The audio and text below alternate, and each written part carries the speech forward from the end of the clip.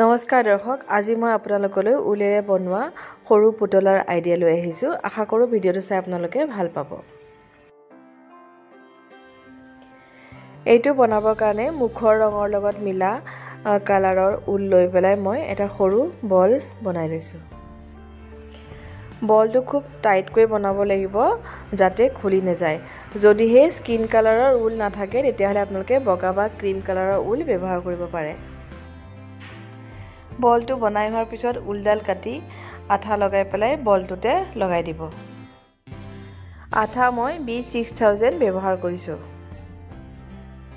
এতিয়া মই 10 সেণ্টিমিটাৰ দীঘল এখন কাৰ্ডবৰ্ডৰ টুকুৰা লৈছোঁ। কাৰ্ডবৰ্ড টুকুৰাটোৰ ওপৰত স্কিন কালাৰৰ উলৰ এটা সৰু টুকুৰা ৰাখি পেলাই মই তাত বেঙুনীয়া ৰঙৰ উল পকাই দিছোঁ।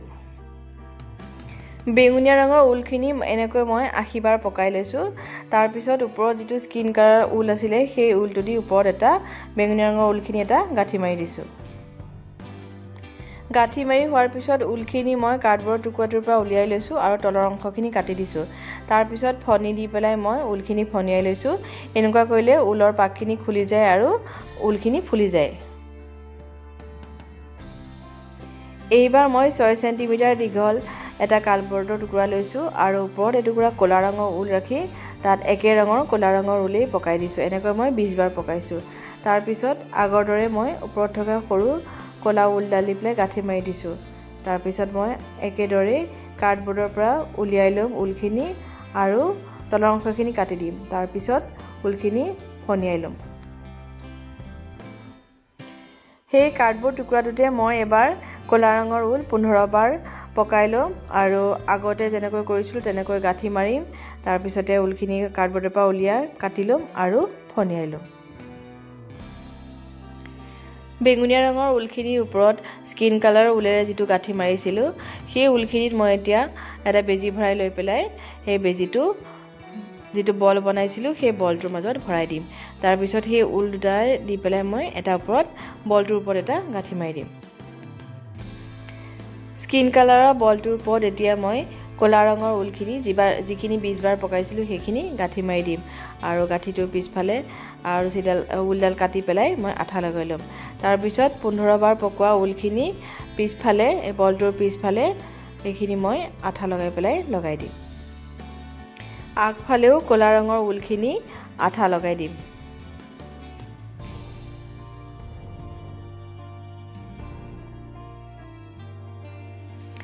এতিয়া মই 3ডাল স্কিন কালাৰ উলৰ টুকুৰা লৈছোঁ আৰু ওপৰত এটা গাঁঠি মাৰি লৈছোঁ। তাৰপিছত গাঁঠিটোৰ পৰা মই এডাল বেনি গাঁঠি ল'ম।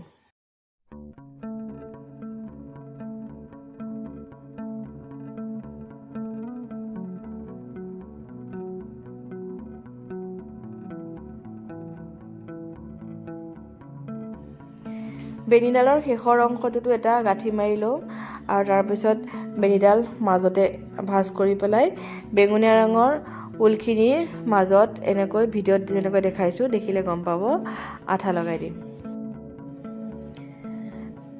আঠা লগাই হোৱাৰ পিছত এই বেনিডালে পুতলাটোৰ হাতৰ নিচিনা দেখা যাব।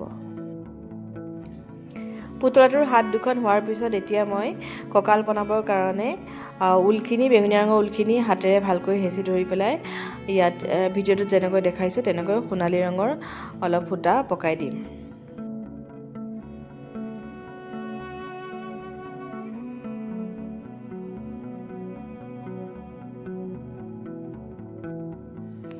সোণালী ৰঙৰ সূতাখিনি ভালদৰে পকাই হোৱাৰ পিছত পিছফালে নি এটা গাঁঠি মাৰি ল'ম আৰু বেছি থকা অংশখিনি কাটি দিম।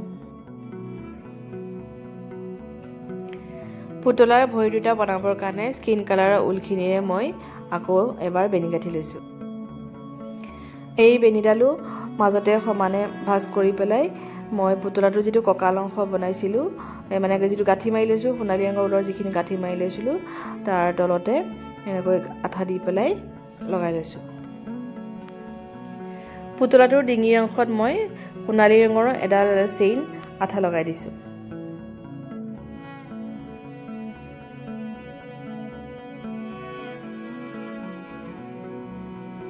পুতলাৰ কঁকালৰ অংশত মই এটা সোণালী ৰঙৰ মণি লগাই দিছোঁ।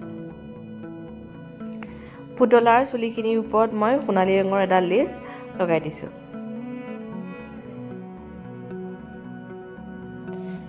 তলৰ ফালে বেঙুনীয়া ৰঙৰ ঊলখিনি মই কেঁচিৰে সমানকৈ কাটি দিছোঁ। আনফালে এম্ব্ৰইডাৰী কৰা ৰিং এটাত প্ৰথমতে মই বগা ৰং মাৰি লৈছোঁ। বগা ৰংটো ভালদৰে শুকাই যোৱাৰ পিছত মই গোল্ডেন পেইণ্ট বা সোণালী ৰং দি পেইণ্ট কৰি লৈছোঁ। 7 ইঞ্চি দীঘল এডাল মই গছৰ ঠানি এটা মই এতিয়া ক'লা ৰং দি পেলাই পেইণ্ট কৰি লৈছোঁ। ৰংটো ভালদৰে শুকোৱাৰ পিছত মই এতিয়া গছৰ ঠাৰিডাল এম্ব্ৰইডাৰী ৰিংটোৰ ওপৰত আঠা লগাই দিম।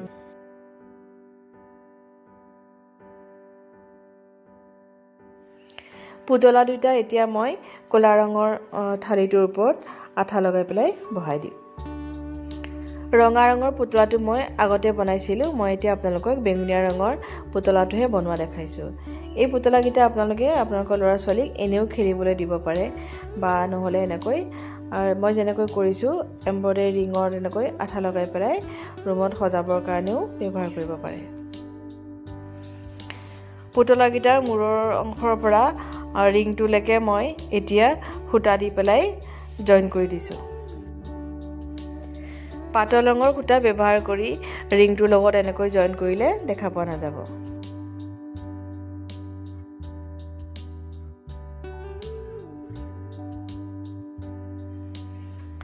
দুইটা পুতলাৰ হাত দুখন এতিয়া মই আঠা লগাই জইন কৰি দিছোঁ।